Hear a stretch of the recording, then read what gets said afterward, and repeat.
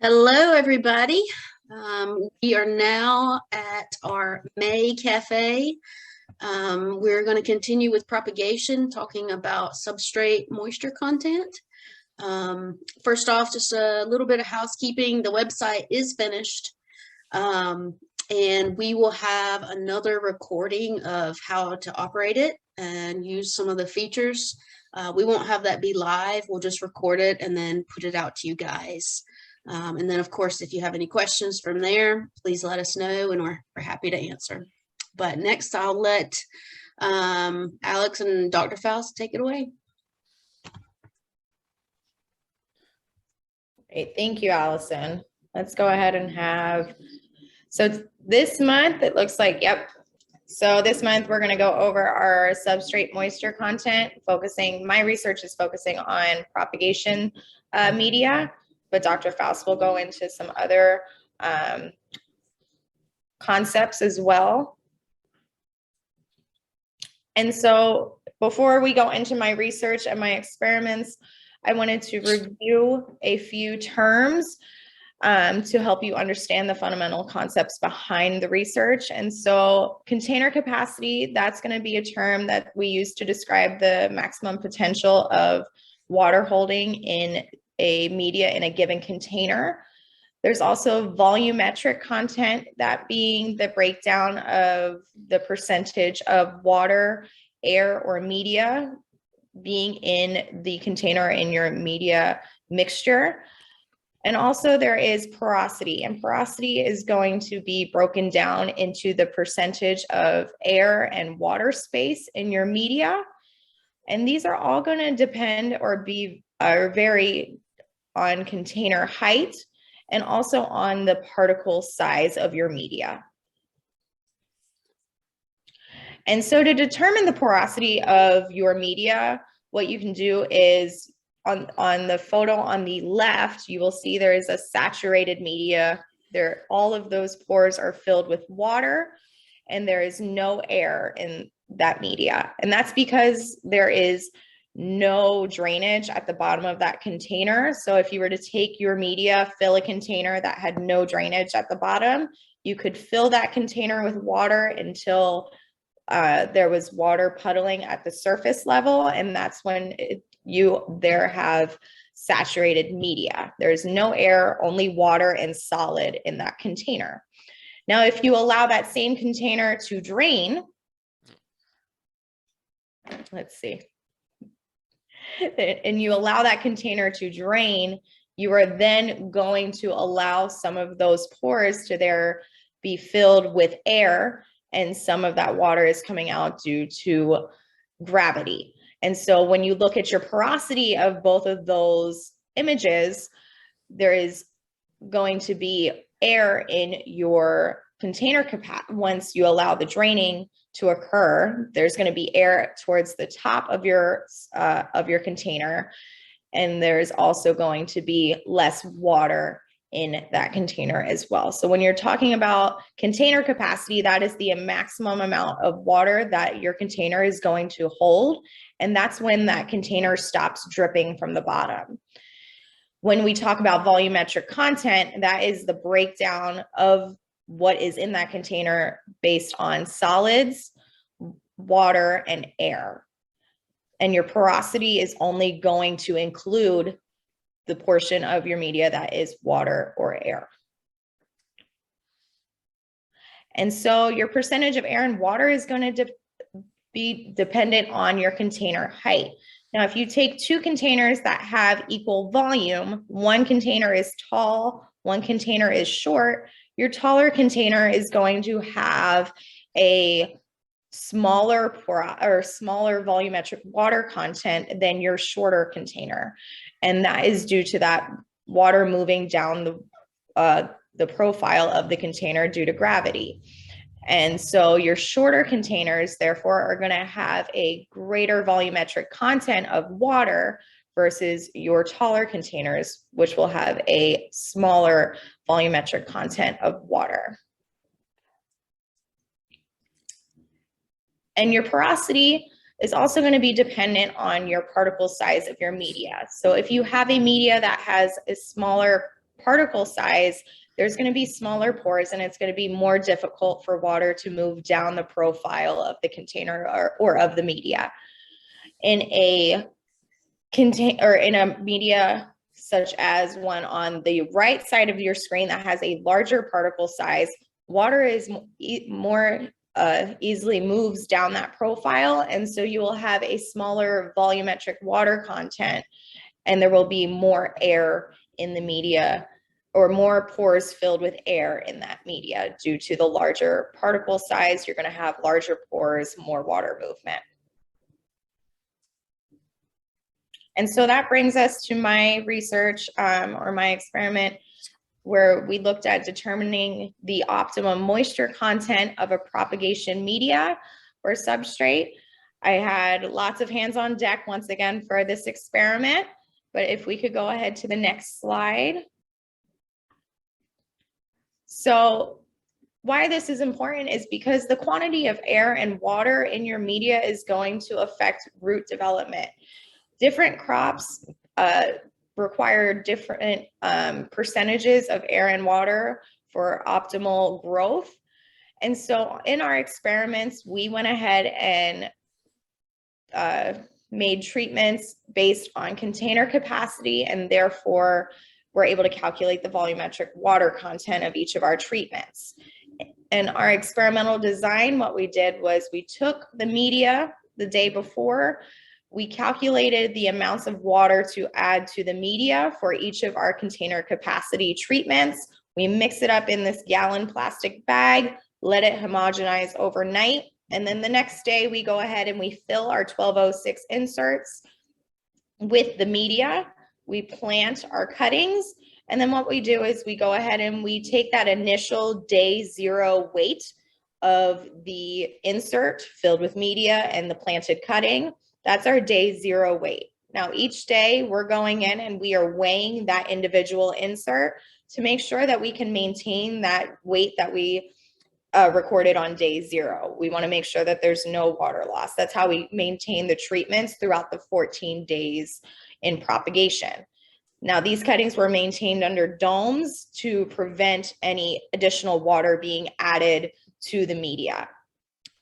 In this experiment, we went ahead and we used the SunGrow propagation media. That's a peat-based media. And we were planting in 1206 inserts that are approximately 2 inches deep.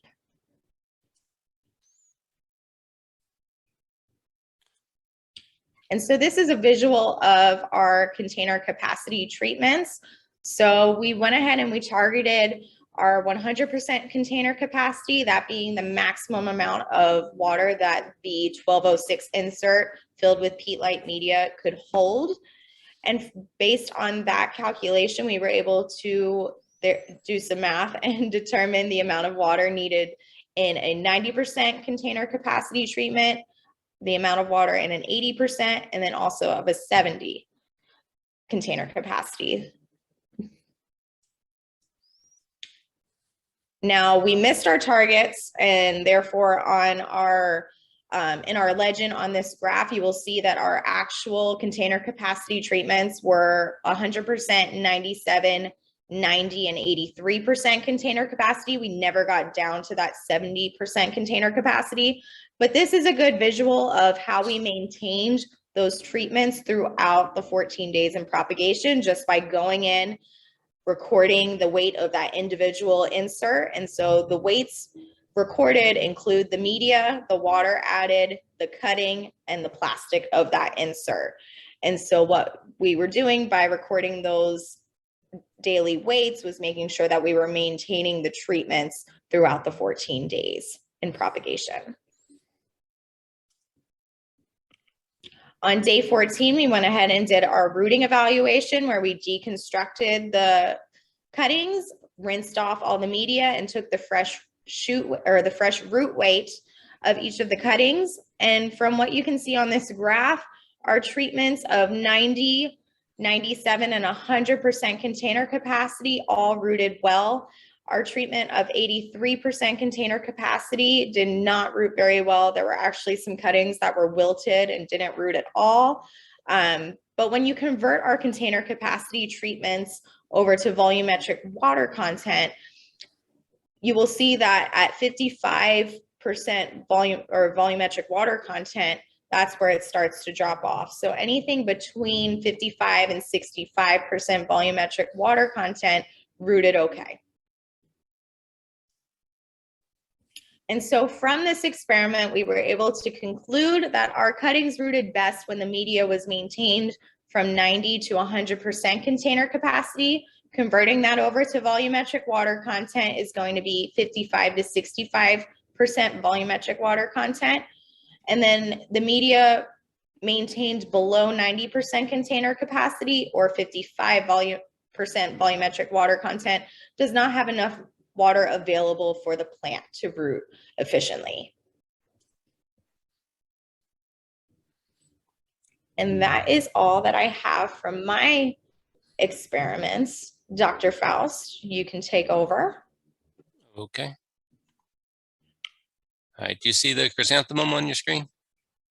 Okay, Yeah. so the bottom line there, we've done this experiment several different ways, and each time basically the result has been the same, and that is when the propagation media is really on the wet side, the cuttings seem to always root better. Initially, we started out thinking, the observations that have been made in the industry was that when people propagated under domes, they had more success than under mist booms, and we thought, well, maybe the reason is the mist boom keeps the cuttings too wet, and well, that could, I guess, still be the case. But what I think is happening is that our data shows that really cannabis likes to have pretty wet cuttings. Obviously, you have to have good enough porosity that there's oxygen available to the roots. You don't get root initiation without oxygen. So in general, wetter is better, I think, with cannabis propagation. And I think there are other reasons why cuttings root well under domes compared to under a boom mist system. And we'll explore those reasons with some of Alex's future experiments. But I think what happens, I think there's a lot bigger nutritional component of rooting in cannabis, and when you're propagating under mist, you get more leaching of the nutrients out of the propagation media, and so that's why I think domes end up working well. It's not because the cuttings want to be drier. Domes work because we don't leach nutrients out of the media during propagation. But we'll have to pursue. We don't have all the data to prove that yet, but that's what Alex is working on now. So, but in general, wetter seems to be better, and if we can keep a constant high percentage of moisture in that propagation medium, we get pretty good consistent rooting. So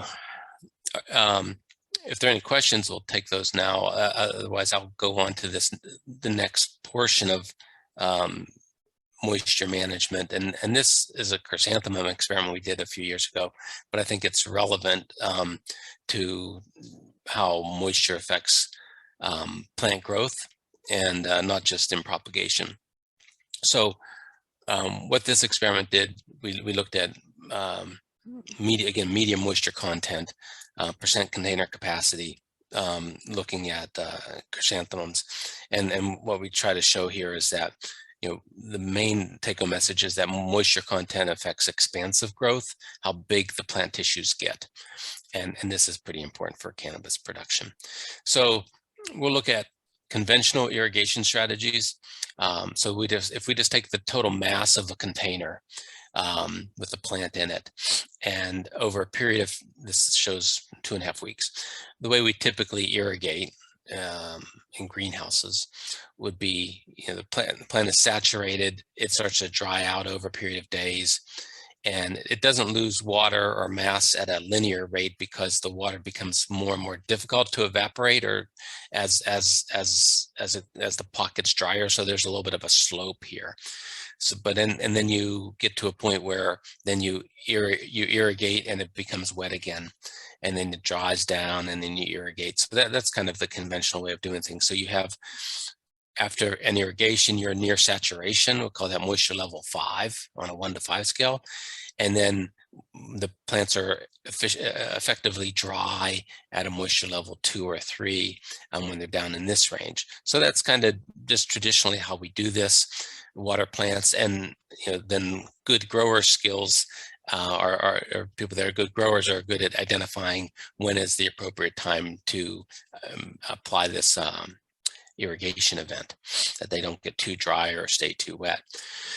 So that's one way we conventionally do irrigation. Another way that it's been developed in the last decade or so is using sensor-based irrigation. And that would be where you have a sensor in your container that notices just a small decrease in moisture content, and then we'll open up a solenoid to allow a little dose of water. So therefore you have all these little increments of drip coming in on the plant into the media, and so you can keep the plants saturated or a little bit less than saturated or dry continually, where you're just constantly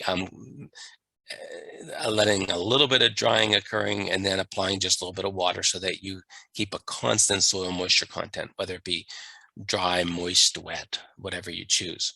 So that's one way of doing this. This hasn't been utilized a lot in the plant world. It could be done certainly fairly easily in indoor cannabis growing situations. It takes some technology, some skills. It requires a lot of uniformity. If you have plants of different sizes and stuff, it doesn't work very well. And the sensors are always a little bit temperamental, but it's a technique that can be used.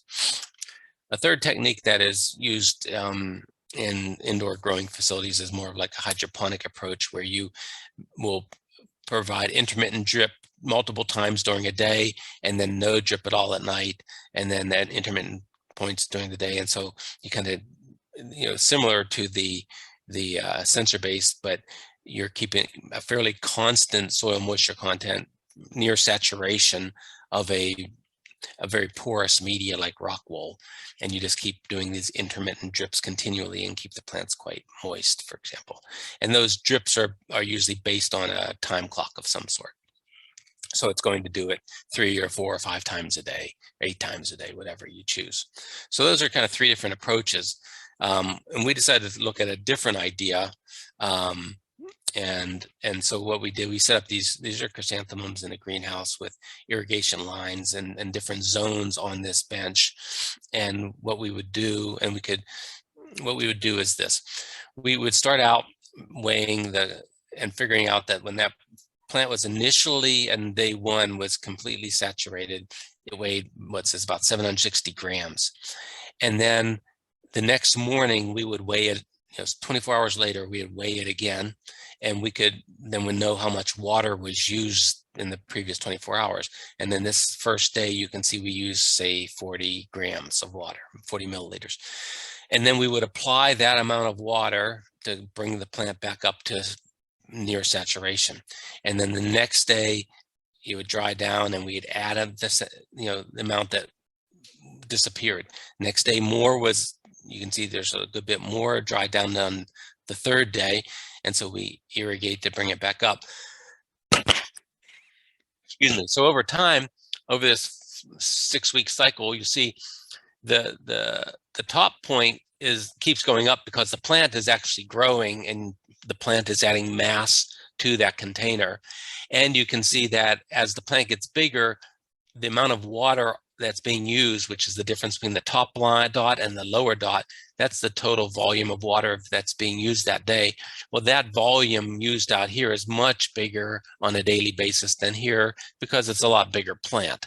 Okay, so the idea was this treatment was a 95% container capacity treatment. So we were almost right at saturation in terms of container capacity, but that number does go up over time because the plant gets bigger, and you have bigger fluctuations over time because the plant is bigger and is using more water. So we grew plants in that way, and then we took another group of plants and we let them dry down until they hit 80% saturation. And of course, that took 4 days before they got down to a point where we need to irrigate them, and then we'd irrigate them, and each day irrigate them again. And so you see the pattern's the same, but it's all at a bit lower level. It's 80% saturation. And we took a third group that went down to 65% saturation, and a fourth group that now took 7 days to get down to the dryness we wanted, which was 50% saturation. And then we again irrigated them. And you can see these guys don't use as much water each day because they're drier. It's more difficult for the plant to take out more water. And so the fluctuations from in the morning to the evening are not as big as they were on the wetter plants. So what we do effectively then is grow plants on the same bench in the same greenhouse at 4 different soil moisture contents, very similar to what Alex did, except she was propagating cannabis. Here we're just growing chrysanthemums. And then the bottom line is then, well, how do the plants grow differently in those 4 environments?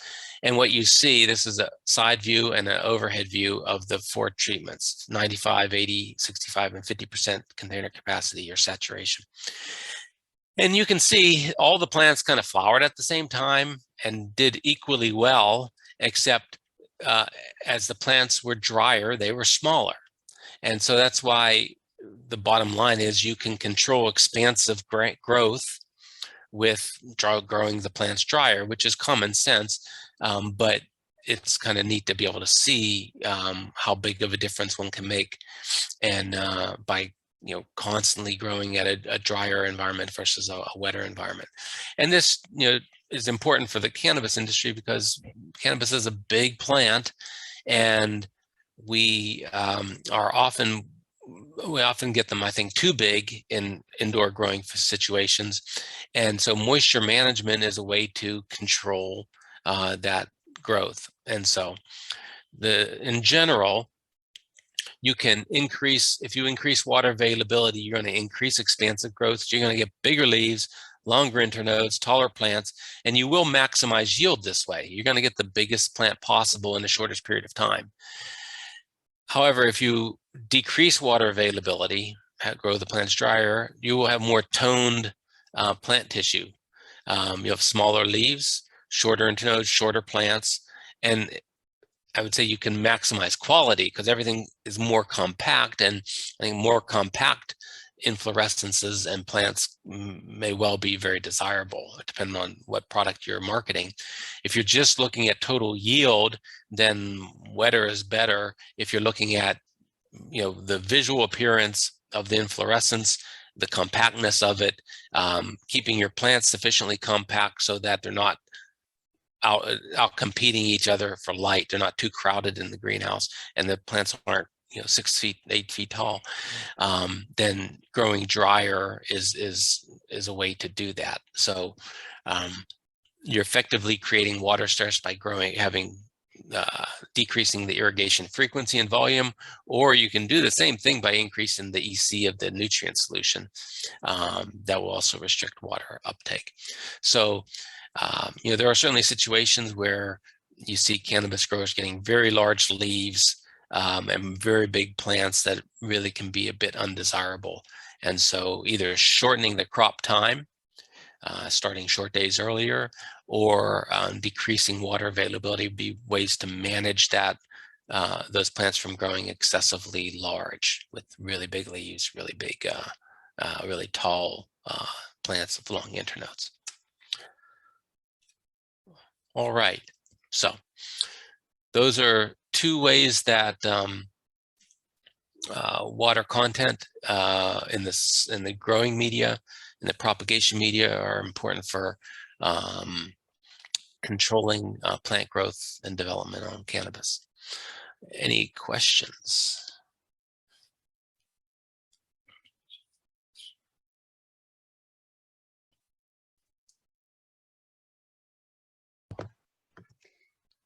So this is maybe something I know the answer of, but I think it's nice to touch on. You're saying you can have a more toned plant with less water. What do you think the effects are with having less water and disease control?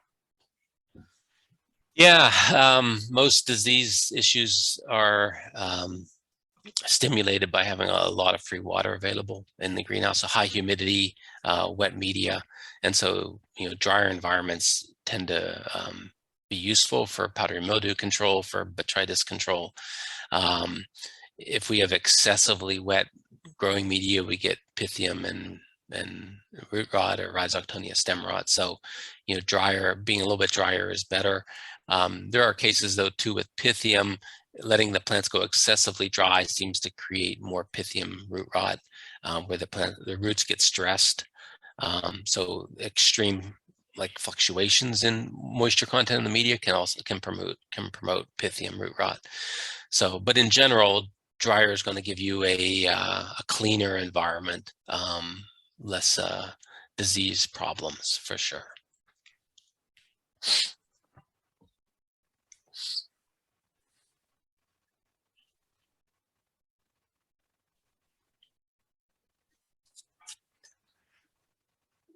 Okay, anything else?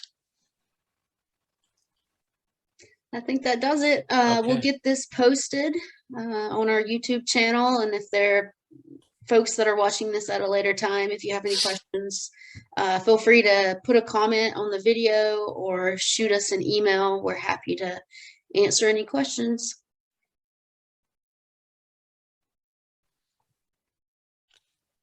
All right. Well, it's been fun. We'll see you all in a month. The plan is to talk about nutrition and propagation.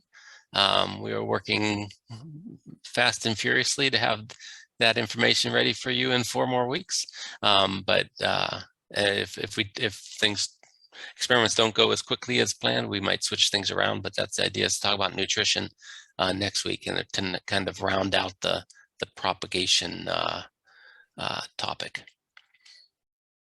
Okay, good seeing everybody. See you again next month. Thank you.